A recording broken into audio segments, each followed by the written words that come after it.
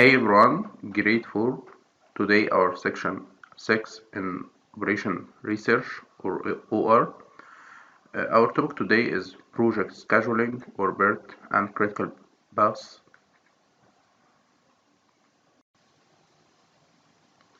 Example 1, we have 8 activities A, B, C, D, E, F and G and immediate predecessor or previous activity before each activity. For example, A has no previous activities or predecessor activities. B also the same. C have predecessor activity A, so we should complete A first. Second, we start in C activity. Activity D, we should complete A and B before we start in D. Activity E, we should complete activity D before we start in E. Activity F, we should also complete C and E before we start in F. G, we should complete E before we start in G. And expected time for each activity. Activity E needs 7 weeks to complete it. Activity B, 9 weeks. C, 12 weeks. D, 8 weeks. E, 9 weeks. F, 6 weeks. And the last one, G, 5 weeks. We have 5 requirements. Number 1, construct project network. Number 2, perform forward and backward passes. Number 3, determine project time. Number 4, calculate flag values. And last one, 5, state critical path. Before we solve the problem or exercise, we should know the node convention that will we use. The shape of node conversion is here, like this table: A, T, ES, EF, LS, LF. A represents the activity being described, so it can be A, B, C, D, F, E, and G. T represents the expected activity duration or time, for example, 3 weeks, 4 weeks, 5, or 6, as we mentioned in the previous example or previous exercise. ES represents the earliest time or earliest time the activity can start. So it simply means the early time you can start in the activity. EF represents the earliest finish time. So ES represents the earliest time the activity can start, and EF represents the earliest finish time. LS represents the latest start time, and LF represents the latest finish time without extending the minimum completion of the project. Yes. Before we start or draw forward and backward network, we can draw a simply sketch. Begin with a start. So activity A and activity B have no predecessor, so they can begin at start. So you can start with A and B in the same time. After that, activity C needs A to be completed before you can start C. So A and B have no predecessor activities, so you can start with A and B in the same time. After that, you can start with C, but you need the activity A to be completed before you can start in the C activity. Activity D needs both A and B to be completed before you can start in D. Activity E needs activity D to be completed before you can start in it. Activity F needs C and E to be completed before you can start in it, or activity F. And the last one, activity G, needs or depends on activity E. So you should complete E first, or complete E first, and then start with G. So activity F and G have no successors, so we go to finish. We go to the finish or finish stage. So this is all a sketch or simply sketch network. After that we start with forward path. How can we draw a forward path? We draw forward path from start to finish. So we go from the left to right. Activity A has no predecessor, so the early time or earliest time will be 0, and activity B also 0, earliest time equals 0. Again, activity A has no predecessor activity, so the earliest time will be 0. So, since it has 7 weeks to be completed, its earliest finish will be 0 plus 7 will equal 7. So again, how to calculate earliest finish by 0 plus 7 equal 7. And in the same way, we will calculate earliest finish with B activity. So 0 plus 9 equal 9. So the earliest time for activity is 0, earliest finish is 7, earliest time for activity B is 0, earliest or early finish is 9. We start with activity A. Activity A, as we see in the table, has no predecessor activity, so the earliest time will equal 0, and earliest finish will equal 0 plus 7 equal 7. So the earliest start equal 0, and earliest finish equal 7. In the same time, we can begin with activity B, because it hasn't any predecessor activity, so the earliest time will equal 0, and earliest finish will equal 9. 0 plus 9 equal 9.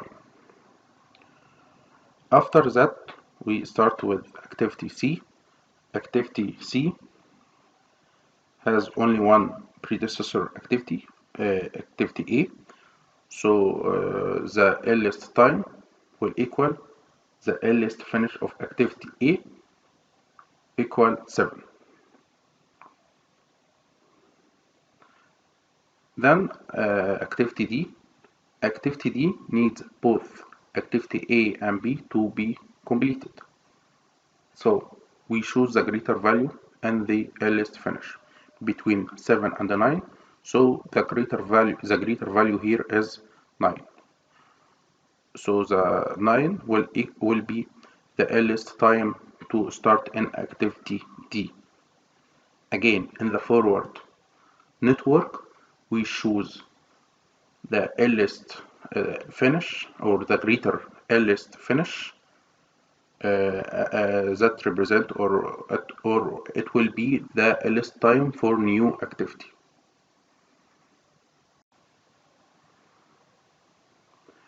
Activity E here is has only one predecessor activity, activity D. So you can start in activity E after you finish activity D. So the early start with activity E will equal 17. 17 here is the earliest finish of activity D. So the earliest finish of activity D will equal the earliest start with activity E. Activity F in the table has two predecessor activities. You should complete both of them before you start in activity F. So the earliest finish in C is 19 and earliest finish in E is 26.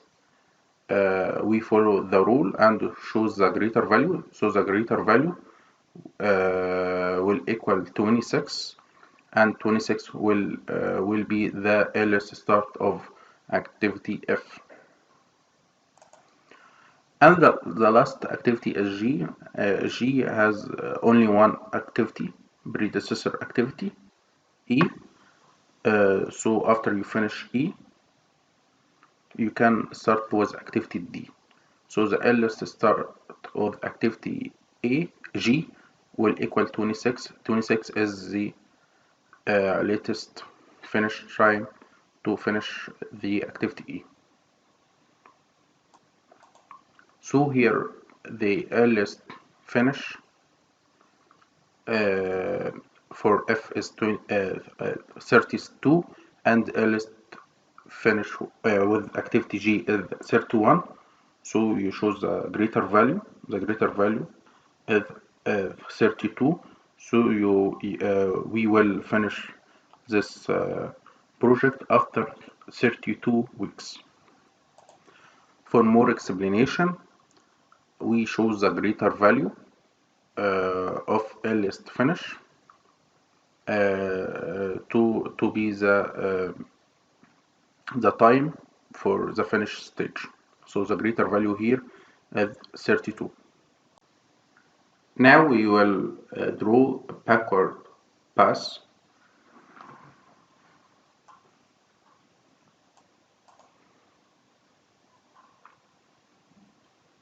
And backward pass, we start with finish, or from right to left. So the finish time here is 32. So since the finish time is 32, so the latest time for activity F and activity G will equal 32. And latest start will equal, for activity F, 32 minus 6 will equal 26, and latest start with activity G will equal 32 minus 5 is equal 27. Now activity E has two successor activities. Activity F and G is the successors of activity E. So we choose between 26 and 27. We choose here in backward pass the minimum value. So the minimum value is 26. So again, activity E has two successors, activity F and activity G, and we choose the minimum value and the latest start between activity F and activity G. So 26 and 27, the minimum value is 26. So 26 will be the late finish of activity E.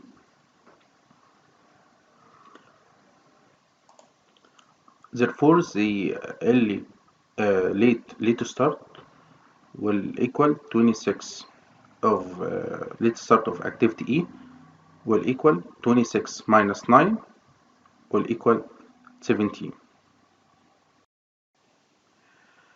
Now activity D has only one successor, E, so the latest finish time for activity D will be the latest finish or will be the latest start of activity D. So the latest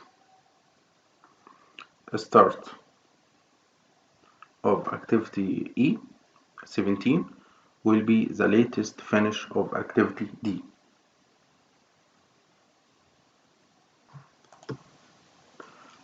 Also, the same activity C has only one successor activity, activities F. So the latest start of activity 6 is 26 will be the latest finish of activity C is 26. So 26 minus 12 will equal 14. So the 14 will be the latest start of activity C.